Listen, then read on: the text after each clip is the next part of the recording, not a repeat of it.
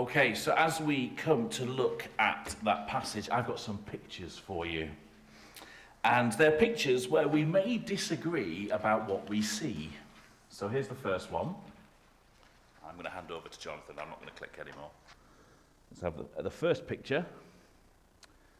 What do we see? Someone a bit louder. A man in a shop paying for his thing? Or, yes, you can two ways of looking at what's in his hand. Is that money, or is that a gun? A concerned citizen wearing his mask as he pays for his groceries, or is it a man threatening the cashier with a gun? Next picture. What do you think that picture is? The surface of the Earth from space? Do you want to know what it actually is? It's someone who took a picture of the frost on his windscreen. It's the frost on someone's windscreen. Not quite what you expected. So what about this picture? So you think that is a flat that's on fire? I'm told, I can't verify this, I'm told that it's actually the reflection of the sunset in the window of the flat. But you could, if you look that, you could look rather embarrassed if you called the fire brigade on that, wouldn't you? What about this one? I'm sorry, I couldn't get any bigger because of the screen. What do we think it is? A picture hung on a wall?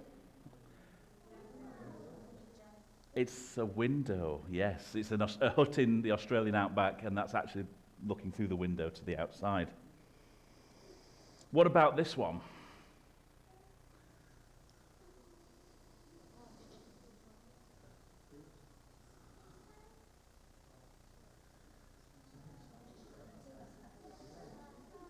It is actually the inside of a guitar, but you could mistake it for a rather posh apartment space, couldn't you? With nice skylights. Yeah? No, okay, fine. But you see, sometimes our first impressions are not always the right ones, are they? It's easy to leap to a wrong conclusion or to get confused, and some of those we did that with, even if not all of them. Often when it comes to Jesus, there's a lot of confusion about exactly who he is and why he came. Some people might say he's just a good man. Others might say he's a good teacher. Others, I would be among these, say he's the Son of God. But people, if you were to ask anyone in the street, there would be great confusion. Maybe even you're confused sometimes as to just who is Jesus. Well, when we come to the Bible, we find no confusion whatsoever. And this morning we're going to find out that Jesus is someone far better than we could imagine and offers something far beyond our wildest dreams, even beyond the miracles that we've looked at over the last few Sundays. And to help us think about what Jesus is going to do about that, we're going to look at the story that Myra read for us, where the paralyzed man is healed by Jesus. We'll look at that together. You'll find it in the Bibles in Matthew chapter 9. And occasionally I'm going to pause and ask some questions. Occasionally there's going to be a couple of things to do. Imagine the scene though. Jesus has only been around a short while, but already he's got a big reputation. And there's a man who is sick. He can't walk. He can't do anything for himself, nothing without other people helping him. But thankfully, he has a few friends who have heard about Jesus. After all, it's not the first time he's been to Capernaum. The question is, though, what do friends do? Well, what do the friends do? If you want to have a look in the passage, have a look at verse 2. What do the friends do? What do the friends do? Yeah. They bring him to Jesus, lying on a mat. Well, I've got some things lying on the mat that I could do with for the rest of the talk. So do you think 4 of you might be able to go and bring that carpet up for me? There's 1, 2, 3. Well, so a corner each. If you can bring that mat up to the front for me. Logan, thankfully, hasn't crawled to that bit of the carpet, otherwise he'd be getting a ride. There we go, corner each.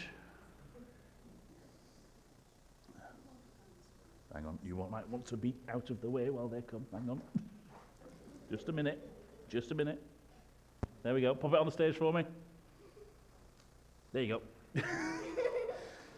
Okay. Now, how easy was that to manage between the four of you? Easy. Well, it took some coordination to get going, didn't it? And now imagine there's a person on it. Thank you. That was the response I wanted.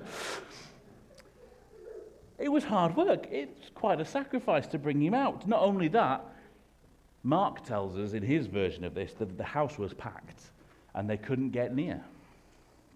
In fact, they had to take some surprising actions of climbing onto the roof. Now, I want to know how they got up on the roof without him falling off. But that's a question for another time. Why are they there, though? This friend can do nothing for himself, and so they bring him to Jesus for healing.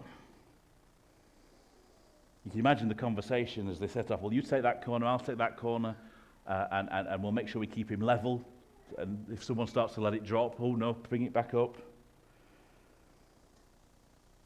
What does it show us about these friends? They're good friends, aren't they? I mean, have you got friends you'd carry on a mat for maybe a couple of miles?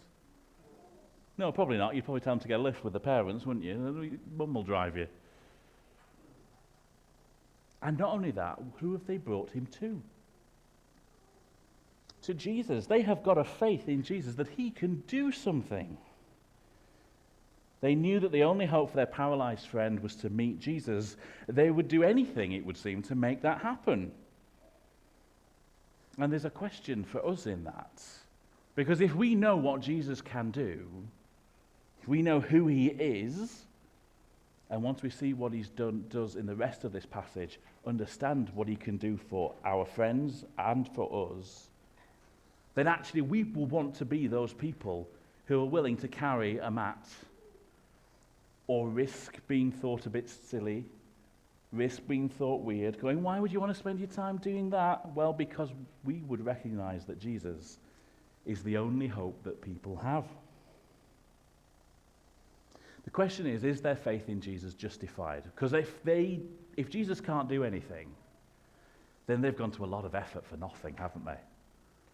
How tired would you be if you've got to carry him back on the mat? You see, clearly they believe they're not going to have to carry him back the same way.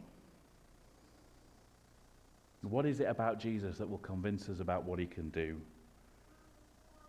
What is it about Jesus that will convince us that our friends and family need to be brought to him, even when it's hard to do?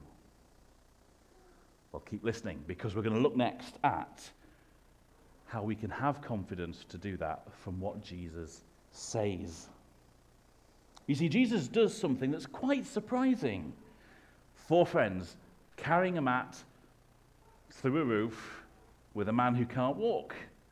What are we all expecting? Jesus has calmed a storm. Jesus has done all sorts of miracles. What are we expecting him to do when there's a man who can't walk right in front of him? Make him walk. What does Jesus say, though? Have a look for me at the second half of verse 2.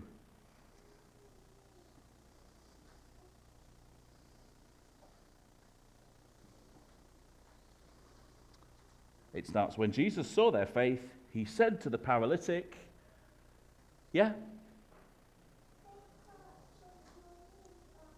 take heart, son, your sins are forgiven. Now, unless my hearing's gone funny, that isn't, get up, you can walk now. Is it? What does that tell us about Jesus? Does it tell us that Jesus is blind and can't see the big problems that people face? Does it tell us he's insensitive, that he doesn't care? Well, it doesn't tell us either of those. It tells us that our ideas of what we need and Jesus' ideas about what we need are completely different. Jesus looks at the man and seeks to deal with his biggest problem. You see, we have deep needs. None of us would doubt that. None of us would deny it. We have physical needs. We need to eat, and we need to be, we need medical treatment, or we need looking after. We have issues in our country where other people need looking after, and people need to be safe and taught and looked after. There are global needs, and this is one week where, at least in my lifetime and many people younger, that actually, wow, are there some obvious global needs that maybe we've not experienced before. But there are also spiritual needs. And Jesus knows which of those is the biggest priority as this man lies on the floor in front of him. See, many people build their lives on the lie that there's no God, that there's no one out there to whom we're answerable, and therefore this life is to be made the best of, but after that there's nothing. If that was true, Jesus is insensitive and uncaring, because the man's greatest need would have been to walk. But that's not reality, is it? There is a God. He does reign, and he has a place he wants people to be in with him for all eternity. But we've all run our lives in a way that says, stay out of my life, I'll run it myself. And the Bible teaches us that if we say that in our life, he'll grant that to us when we die. He will stay out, or more to the point, we will stay out of his heaven, of his presence, away from every good thing you can possibly think about. And it will be our choice to end up in that place. So Jesus says to him, your sins are forgiven. Because being cut off from God forever is the greatest problem. It's bigger than the Ukraine war problem. It's bigger than the cost of living crisis. It's bigger than the falling out with the best friend at school. God forgives, is willing to forgive for all those times that we've said, stay out of my life, I want to run it myself. Or shove off, God, I'm in charge, and no to your rule. Which we've shown several times. Ian did it on the screen for us a few weeks ago, is the summary of what the Bible means by sin. Jesus offers to forgive it. So who wants to come and hold up the first of my key phrases from the passage? You see, Jesus says to the man, your sins are forgiven. There's just one problem with that. And someone in the crowd notices it. Let me read you verses 3 and 4 again. At this, some of the teachers of the law said to themselves, this fellow is blaspheming. Knowing their thoughts, Jesus said, why do you entertain evil thoughts in your hearts? Which is easier to say, so your sins are forgiven, or get up and walk? Now, before we look at that next phrase, a couple of things to notice in the passage. Who says things out loud in the passage?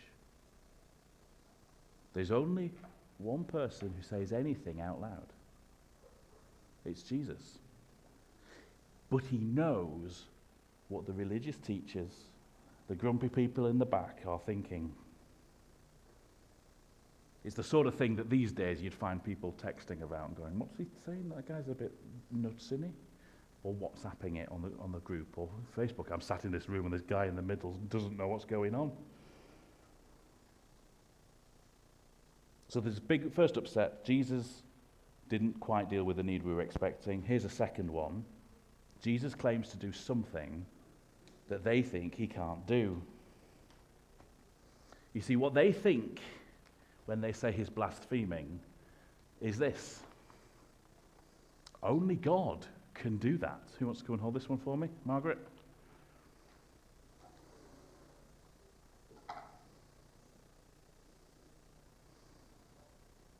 There we go. Jesus says, son, your sins are forgiven. And everyone in the back of the crowd goes, he can only do that if he's God. We don't think he's God, and so they grumble. But Jesus knows about it. How ironic. They don't even voice it out loud, and he knows they're grumbling about the fact that they think he's not God. But if he's not God, how does he know what they're thinking? You see, the problem is, and part of what they're doing is good thinking. Imagine this. After the service, while everyone's chatting, you're playing with your favorite toy. But somebody else comes along and breaks it. Now, for the adults, you can imagine some story about someone crunching your car outside, but we'll go with the broken toy for now. Now, you're upset, and the person who's done it says to you quietly, "I'm sorry." At which point I come over, notice what's going on, and say, "That's all right, I forgive you." What would you think of me? Have I any right to say that? No. It's not my toy. It's not me that's been hurt. Who am I to come and say, "I forgive you"? Which means that if Jesus isn't God who can forgive sins, what he's saying makes him, well, frankly, insane. Or a liar. Definitely not a good guy. But he says your sins are forgiven. So that must mean he at least thinks he's God. Because all sin is an offense against God. Therefore, only God can forgive it. Jesus says your sins are forgiven. Everyone thinks, well, only God could do that. Well, Jesus does do that. We'll look at why in a second. But Jesus takes it on himself to forgive. Because as God's Son, he is the one all sin has offended. That's what that word blaspheming means. It means saying incorrect things about God. They think he's saying something that's incorrect. That he's not God, and therefore they're going to have to do something. But this person that they think isn't God knows what they're thinking. Read to the end of Matthew's Gospel. You'll find that they not only accuse him of blasphemy, but they will later crucify him for it. He knows their hearts. He knows what's in their minds. He knows our hearts and our minds too. Which begs the question, what is our response? In fact, Jesus challenges them. Need someone to hold my third piece? Come on. He asks them a question. Which is easier? Well, which is easier? Forgiving sins or making someone walk? I can't do either. If Jesus is just a man, he can't do either.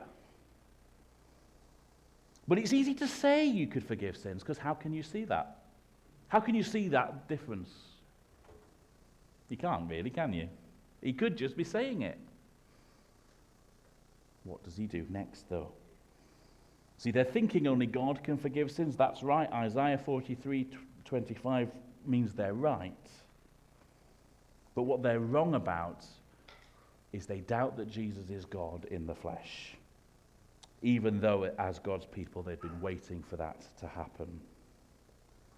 So Jesus doesn't dismiss the needs of the world. He heals the man. Which is easier, to say your sins are forgiven or to make a man walk? Well, you can check whether he can make a man walk, can't you? Does the man walk? By the end of the passage, does the man walk? He gets up, he rolls up his mat. We'll not roll the carpet up because Margaret stood on it, she'd end up inside it. Jesus has the authority as the Son of Man, as God's Son, to meet the visible need as well as the spiritual need. Which means we can trust that he has the authority to meet that invisible need of forgiveness too. And if even at this point you're going, oh, I'm still not sure, what is the ultimate demonstration of his authority and his ability to forgive? Well, it comes right on in chapter 27, where you find that Jesus was crucified for his claim to be God. And if we read on into Matthew 28, we find that he is raised from the dead. What is easier, to claim you can forgive sins or make a man walk?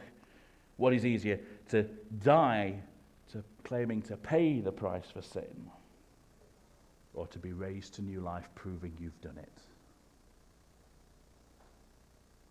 It's almost as if God is looking down on the scene saying, hey, if you don't believe this, watch what's coming next.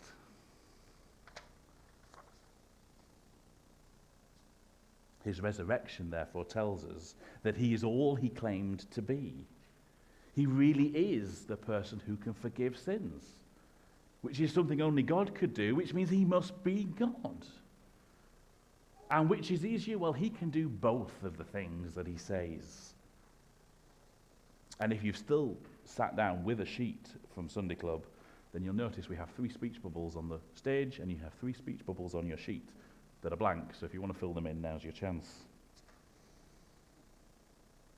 In verse 5, Jesus is pointing out that healing the sick and forgiving sins are God's business, and he is about God's business. Later on in the Bible, Hebrews chapter 1, verse 3 tells us this: the Son is the radiance of God's glory. That takes us back to the thought we started the service with. And the exact representation of his being, sustaining all things by his powerful word. The verse goes on, after he had provided purification for sins, he sat down at the right hand of the majesty in heaven. He came, he did, he proved it, and he's back in heaven, sat down because the job is finished. You know, one of the things I really like about Sunday afternoon?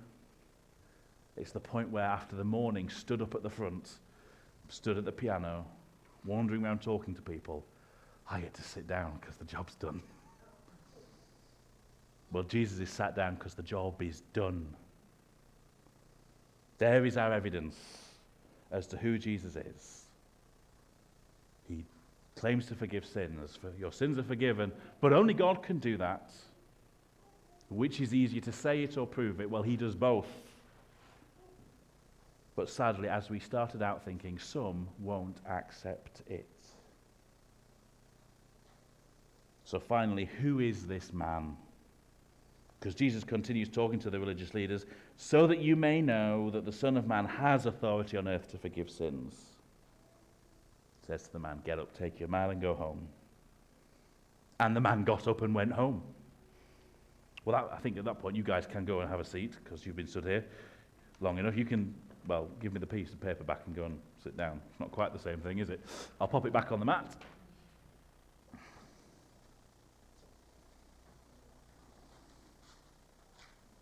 The miracle demonstrated physically what Jesus had done for the man spiritually. The man has been forgiven his sins, and Jesus' ability to do it is proved in healing him. And whilst Jesus has the power to do amazing miracles of healing, and it is not wrong to ask him to do those things even today, the biggest miracle of all is that he is willing to forgive me and to forgive you. And when he forgives, he wipes things out not to be remembered. And the miraculous thing is that just like the man who could now walk, we also often see signs of lives transformed too. If you've trusted Jesus, think of the sins that he's given you the power to resist, the things you no longer want to do because he's transformed your life. Think about the changes we've seen in other people after they've become Christians, and their lives have changed, sometimes subtly. Stop swearing. Sometimes in big ways, that their confidence has come back, and they've grown, and they're outgoing, and they want to tell people about Jesus when before they were shy and scared. The interesting thing is, when Jesus said to the man, get up and take your mat, The man actually had to believe him and get up and try and find out. So have you tried Jesus at his word? He says he's come to forgive sins. Have you asked him to forgive yours? That begins with saying sorry and asking him to help you change.